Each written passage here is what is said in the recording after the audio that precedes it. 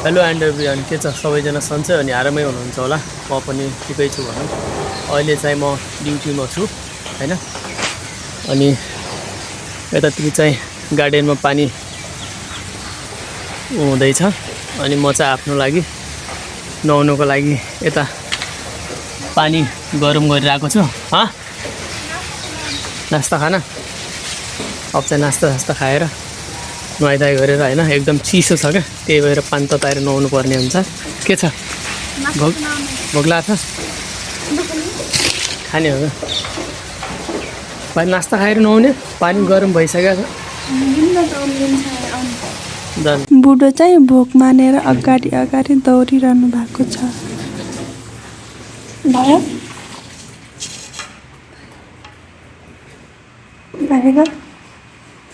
ल गाइस, हामी चाहिँ नास्ता खान लागेको हो चाउचाउको मसलासँग। चाउचाउ चाहिँ हिजो अस्ति नै खाइसकेको। साथीहरू, एकचोटि बाहिरतिर गार्डनतिरको भ्यू पनि हेरौँ है त। यो चाहिँ कुनै होटेल, रेस्टुरेन्ट, पार्क होइन है, यो चाहिँ घर हो। थाहा छ यो घरमा कतिजना बस्छन्? 3 जना मात्रै बस्छन् अनि यहाँ काम गर्ने मान्छे चाहिँ 7-8 जना छन्। हाम्रो काम चाहिँ भित्रको मात्रै हो, बिस्तराहरू मिलाइदिने, झाडु पोछा हान्ने, त्यति मात्र हामी 2 जनाको काम।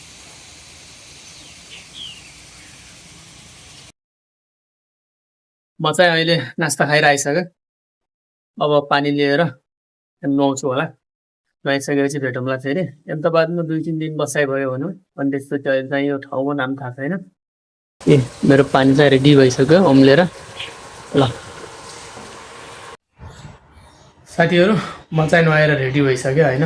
म चाहिँ अहिले रुममा छु। यो चाहिँ मेरो रुम। बिस्तारै चाहिँ यत्तिकै राखेको छ, मिलाएको छैन। अब चाहिँ म जान्छु ड्युटी।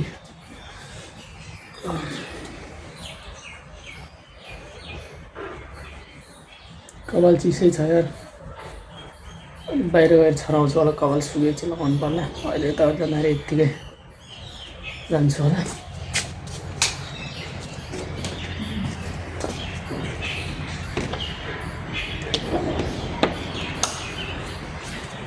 भिडियो के कस्तो लाग्छ प्लिज लाइक, सब्सक्राइब, सेयर गर्नु नबिर्सिनु होला। फेसबुकदेखि हेर्दै हुनुहुन्छ भने यसो युट्युब च्यानलतिर भिजिट पनि गर्नु होला है। अनि यस्तै यतातिरको बिर्सिनु नि। यस्तो छ उता मैले चाहिँ बिहान यो चाहिँ भित्रतिरबाट साफ गरेको थिएँ। अब चाहिँ यसलाई बाहिरतिरबाट साफ गर्नुपर्ने छ। यसलाई यसो टाइम मिलेछ भने यसलाई बाहिरतिरबाट पनि साफ गर्नुपर्छ। मेरो बुढीले चाहिँ भित्र काम गरिरहेको छ। बिस्तारै गएर बोलाउँछु है एक्कासी। बुढी के गर्न लाग्यो? म चाहिँ यहाँ बिहान 8 बजीदेखि लागेको कपडा फोल्ड गर्न, तर कति पनि अहिलेसम्म एउटा पनि नपटाएको जस्तो देखिरहेको छ। मैले भने 3-4 दराज जति पटाइसकेँ। बुढोले हेल्प गर्नुहुन्छ कि भनेर आश राखेको थिएँ। बुढोको काम जुन बाहिर यस्तै रहेछ। निकैको आशको निराश बनाइदिनु भयो। अब के गर्ने हो खै? अब गर्नु पर्यो, जति हुन्छ हुन्छ, नत्र भने चाहिँ भोलि गर्नु पर्ला। बिचारा मेरो बुढोले चाहिँ देख्नु पोछा हान्न लाग्नु भएको छ।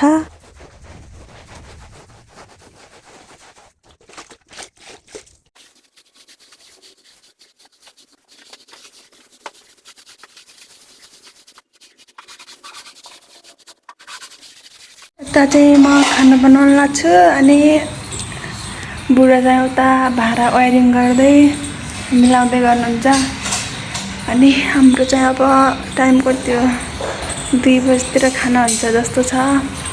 यता सब्जी चाहिँ पाकिसक्यो। अब भात पाक्नु बाँकी छ। अनि फेरि कपडाहरू पट्याउनु बाँकी नै छ। काम त बहुत छ, काम कहिले नै सकिन्न। के छ बुढो? बिहाल छ होइन? काम गरिन पैसा कमाउनु पर्यो है। बिचारा मेरो बुढोले चाहिँ धेरै काम गर्नुहुन्छ, अघि पोछा लगाउनु भयो, अहिले चाहिँ थोरै भाडा छ, बुढीलाई हेल्प गरेर भाडा दिँदै हुनुहुन्छ। त्यति बेलासम्म चाहिँ म यता खाना पकाएर पनि रेडी बनाइसक्छु होला सायद। त्यस पछाडि यो भाडा धोइसकेपछि चाहिँ खाना खाने कार्यक्रम हुन्छ हाम्रो हैन।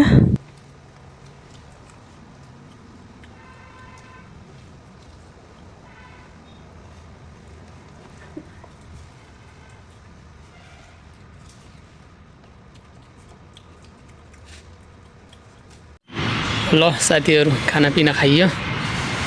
अब चाहिँ मैले धुनुपर्ने चाहिँ एउटा गाडी छ, उता लागिरहेको छ। यो गाडी धुन्छु एकछिन होइन, भर्खरै खाना खाएको। अनि यो गाडीको नाम चाहिँ के होला यसो कमेन्ट गर्नु है। गाडी चाहिँ खतरा गाडी हो क्या फेरि।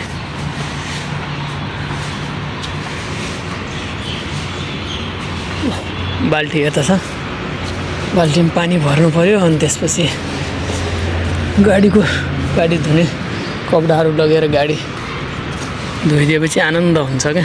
एउटा मात्रै छ, उताटिको चाहिँ मैले हिजो धोइसकेको थिएँ। अनि यो दुईवटा चाहिँ एउटा दाइ हुनुहुन्छ, ड्राइभर दाइ, उहाँले धुने रे यो दुईवटा। अनि त्यो दुईवटा चाहिँ मैले धुनुपर्ने हो। उताटिको गाडी चाहिँ धेरै चल्दैन, त्यसलाई नधोए नि हुन्छ, हिजो धोएको। अनि यताटिको धुनु पऱ्यो छिटो। यो चाहिँ कालो गाडी, जाँदै जाँदैन पानीको दाग देखिहाल्छ उतातिर कट्यो भने।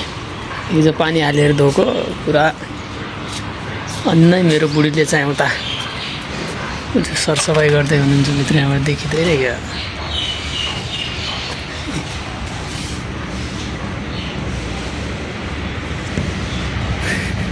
के लाग्यो हौ, कामतिर लागिया छ। पानी छानी भरि लगेर यसो गाडीको इन्ट्री गराउँछ है त।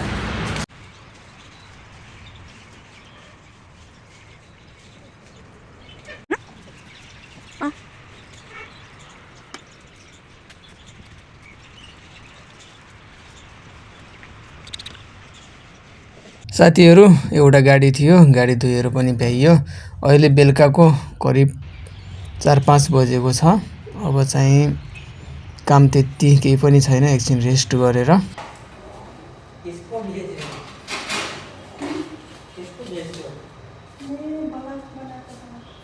अहिले चाहिँ हामी दुईजनाको लागि बेलुकाको खाना रेडी गर्दैछौँ।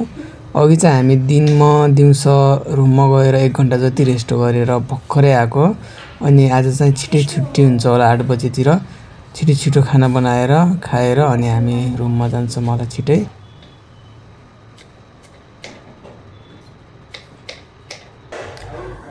साथीहरू, यस्तै नै चलिरहेको छ भनौँ। यतातिर पनि लास्ट जाडो छ, अनि यसरी ब्ल्याङ्केट लिएर बस्नु परेको अवस्था छ। अनि अब अर्काको ठाउँमा, अर्काको देशमा कमाउन आइसकेपछि काम चाहिँ गर्नै पर्यो। मैले के कस्तो काम गर्दो रहेछु भनेर मैले सबै चिज देखाएको छु। काम भनेको ठुलो सानो केही पनि हुँदैन, एउटै चिज मात्रै हुन्छ, त्यो पैसा कमाउनलाई भनेर हिँडेको छ, गरेको छ, गरिँदैछ भनौँ। जिन्दगीमा दुःख सुख भन्ने चिज त आइरहन्छ। ठिक छ, आज छैन, आज नहोला, भोलिको दिनमा हुन्छ भन्ने एउटा आशाको साथ अगाडि बढिरहेको छ। हजुरहरूले पनि यसो साथ सपोर्ट दिनु होला, माया गरिदिनु होला। अलिअलि भ्लग बनाउन सिकिरहेको छु भनौँ कि अब भ्लग बनाउन लगाएको चाहिँ धेरै दिन भइसक्यो। भिडियो चाहिँ हालेको थिएन, युट्युब च्यानल खोलेको चाहिँ धेरै भइसक्यो। यो भिडियो चाहिँ फेसबुकदेखि हेर्दै हुनुहुन्छ भने यसो युट्युबतिर पनि भिजिट गरिदिनु होला भन्न चाहन्छु। अनि तपाईँ केही भन्न चाहनुहुन्छ? म त केही भन्न चाहन्दिनँ। अलि ठुलोसोले बोल न, त्यहाँ सुनिँदैन। माइक चाहिँ छ गाइस होइन, यो माइक चाहिँ अहिले चार्ज लगाएको छ क्या, चार्ज लगाउँदै भिडियो बनाउँदै गरेको हो।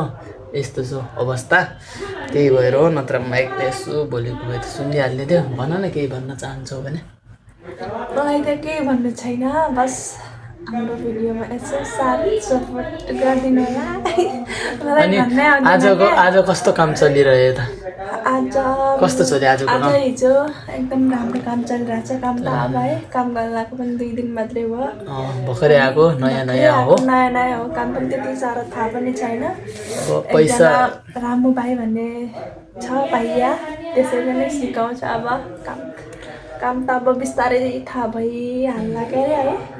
अब पैसा पानीको कुरा गर्ने हो भने अब यो महिनाभरि काम गरौँ अनि अर्को महिना चाहिँ कति दिन्छ के दिन्छ त्यसपछि यसो भिडियोमा पनि जानकारी दिउँला नि त। अब चाहिँ 2026 लाग्दैछ। नयाँ सालदेखि हामी चाहिँ डेली भ्लग हाल्ने सोचिरहेका छौँ होइन, डेली भ्लग हाल्नेछौँ। सबैजनाले यसो लाइक सब्सक्राइब माया गरिदिनु होला, सपोर्ट गरिदिनु होला। अनि ह्याप्पी न्यु इयर छ सबैजनालाई। अनि आजको भिडियो यतैतिर व्यवस्था गरौँ जस्तो लाग्यो होइन, धेरै लामो भइसक्यो भिडियो पनि। आजको भिडियो के कस्तो लाग्यो प्लिज लाइक सब्सक्राइब सेयर गर्न चाहिँ नबिर्सिनु होला, कमेन्ट चाहिँ अवश्य गरिदिनु होला। अहिलेलाई छुट्यौँ, बाई बाई। बाई बाई गर न, बाई बाई। जय नेपाल।